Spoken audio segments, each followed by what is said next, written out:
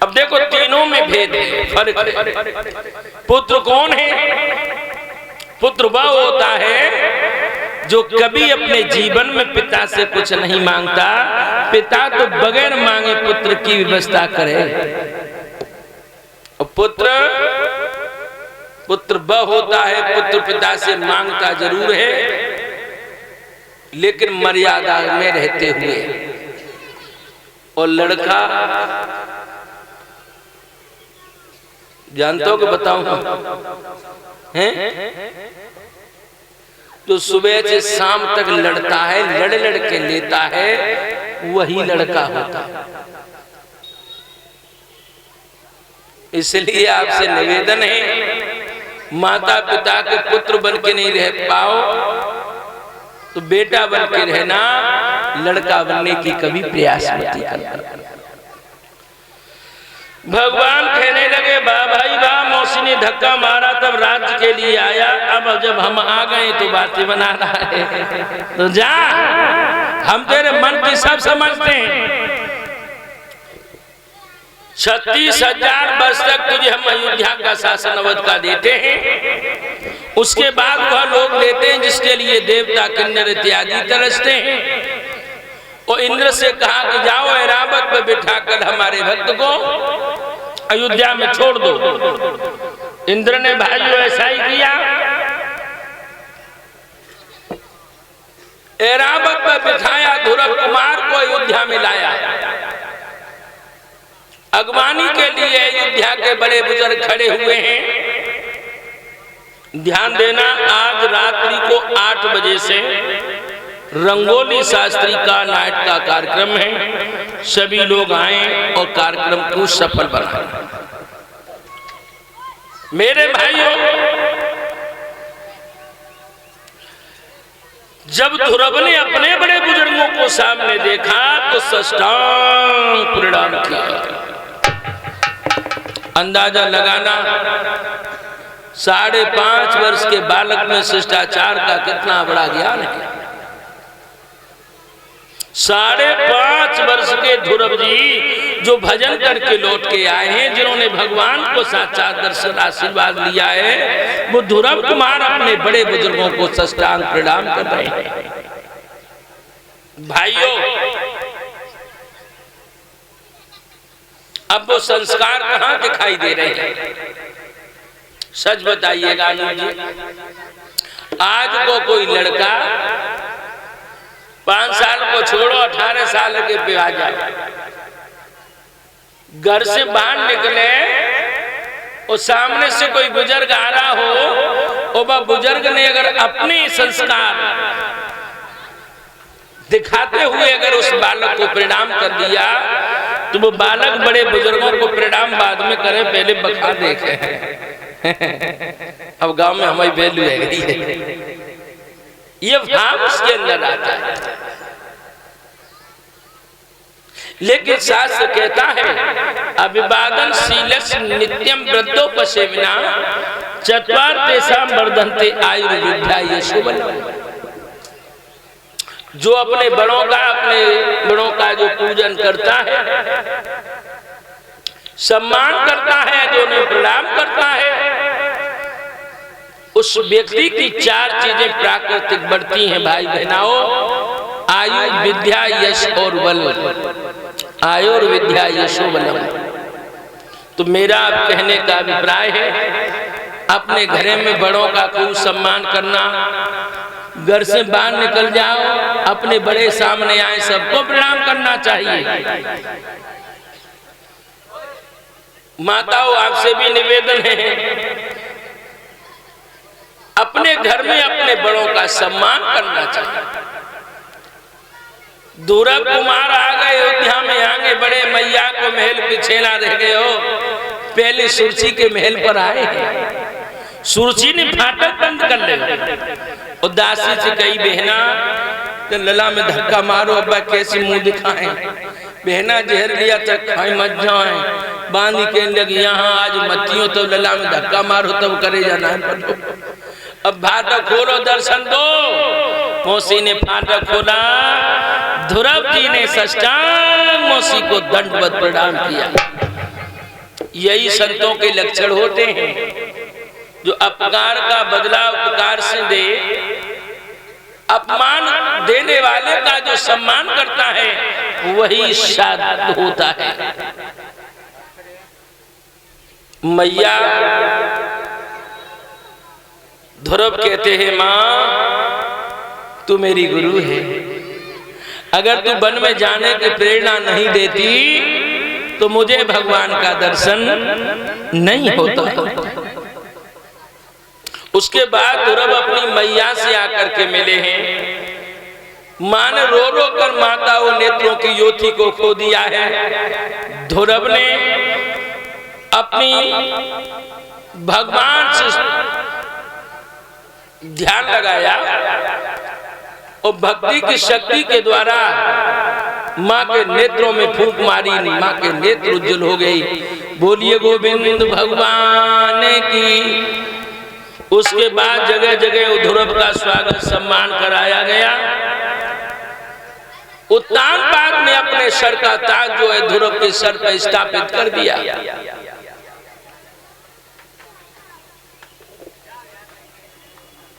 अंदाजा लगाना, 5 वर्ष 6 माह 17 दिन के ध्रुव कुमार जो हैं भरतखंड के शासक बने हैं। ये सब भक्ति का करिश्मा था। कुछ लोग कहते हैं कि हम बुढ़ापे में भक्ति करेंगे। भाइयों, बचपन चला जाता है ना समझी में, बुढ़ापा है मजबूरी में, चाहे कुछ कर लो। करना है तो जवानी में करिए। वैसे बाल्यकाल की जो भक्ति है, प्रहलाद की बाल्यकाल की भक्ति, ध्रुव जी की बहुत भक्त हुए हैं, लेकिन फिर भी जब समय मिले तो ध्यान धर लेना चाहिए। लेकिन एक बात बोलूं, भगवान को ध्रुव ने दर्शन किया, ये जानते हो किसकी कृपा से भगवान मिले? मां की कृपा से। माताओं, ये कथा आपके जीवन में बहुत कुछ सिखाती है। सुनीति का जीवन देखिए, वह महिला, वो स्त्री जिसने एक दूसरी स्त्री को अपना पति को सौंप दिया हो, वह मां जिसने अपनी सौत के लिए, अपने पति के लिए अपने घर परिवार को छोड़ दिया हो। महलों में रहने वाली देवी घास फूस में जाकर के रही। वह सुनीति जिसने जिस महिला के लिए महल छोड़ा, राजपाट का सुख छोड़ा, अपने पति को छोड़ा, लेकिन उस महिला को उसके प्रति कोई एहसास नहीं था। और जब महल में उसी सुनीति का पुत्र गया, जिस महिला के लिए सब कुछ सर्वस्व को छोड़ा था, उसी महिला ने उसके बेटे को जलील कर करके उस महल से निकाला था। और माताओं, धन है वो सुनीति।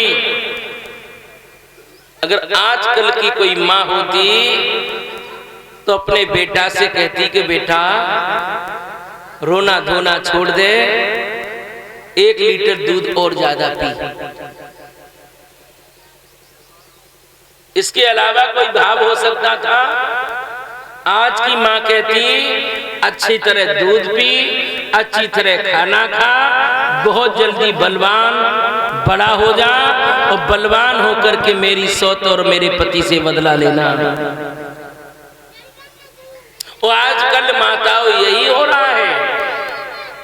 ये माताएं बैठी हैं, इनका अगर दौरानी से झगड़ा हो जाए या जेठानी से हो जाए या पड़ोसी से हो जाए माताओं, तो अक्सर तुम्हारे हृदय में ये भाव रहा करता है कि एक दिन मेरे बेटा को बड़े हो जाने दो, मैं अपने अपमान का बदला जरूर लूंगी।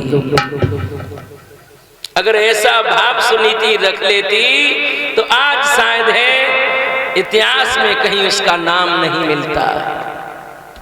तो मेरी माताओं, सुनीति से सीखना, अपमान देने वालों से, प्रतिशोध की भावना से कभी काम नहीं करना।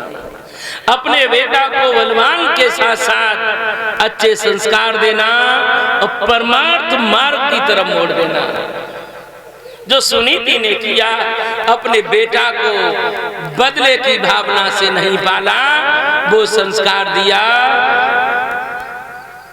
संस्कारित करके जगत पिता की प्राप्ति के लिए मोड़ दिया।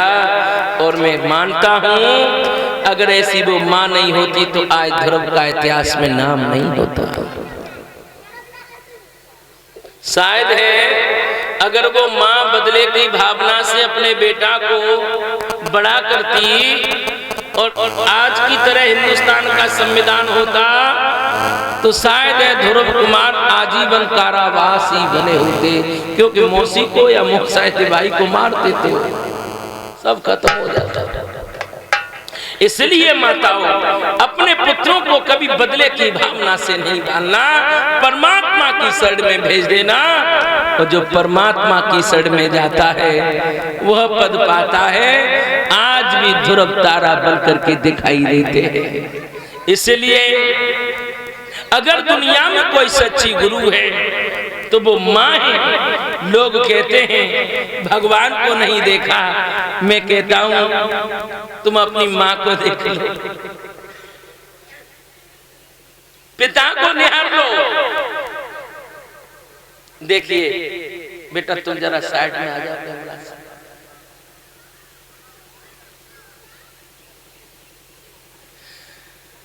वैसे जिस भगवान की कथा यहाँ हो रही है, ईमानदारी सच्चाई तो यह है वो न यहाँ किसी भक्त ने देखा न मैंने देखा।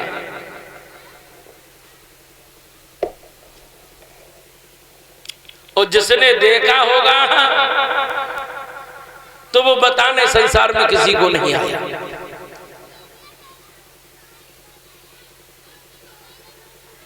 लोग मृत्यु के बारे में तरह तरह के विचार तो रखते हैं, लेकिन ईमानदारी से बताना, किसी ने मृत्यु के बारे में कोई अनुभव दे सकता है? मृत्यु के बारे में कोई बता सकता है? मृत्यु है क्या? मृत्यु के बारे में जानने के लिए मरना पड़ेगा, और मर गए तो फिर बताने कोई नहीं आएगा।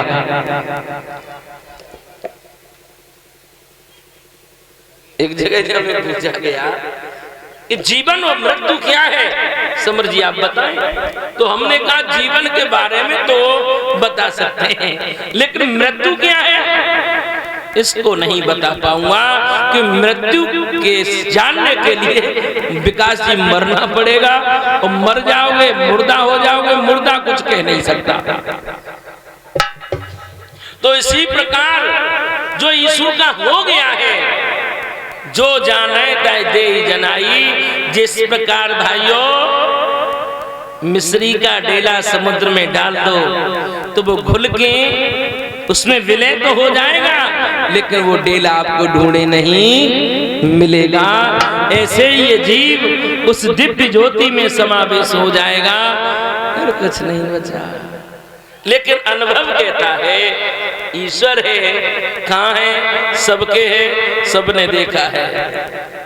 देखिए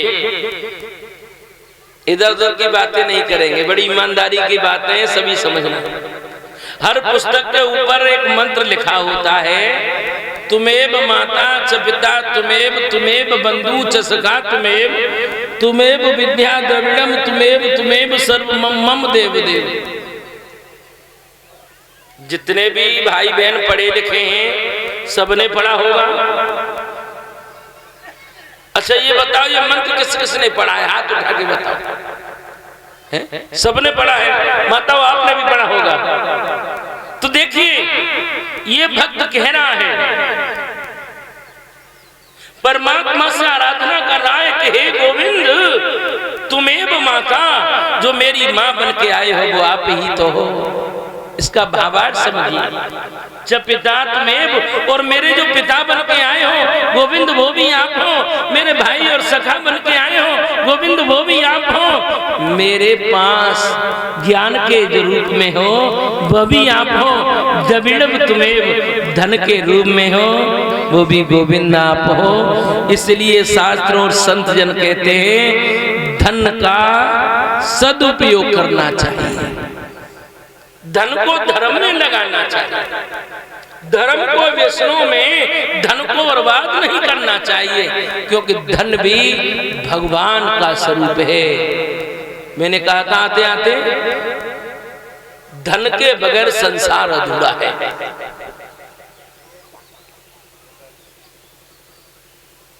सर्व मम देव देव जो दिखाई दे रहा है, ईश्वर की रचना है।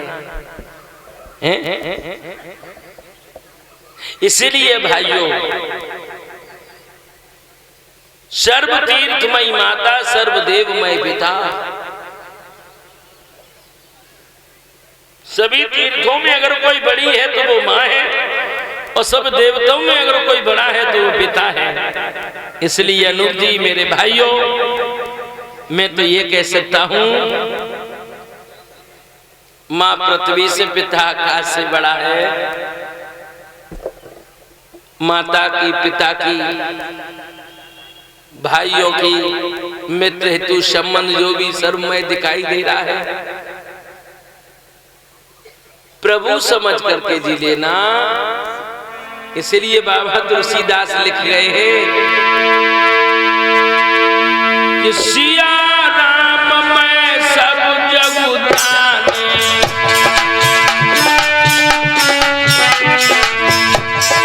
सिया राम मैं सब जग जानी, करम प्रणाम जोर जुग पानी, करम प्रणाम।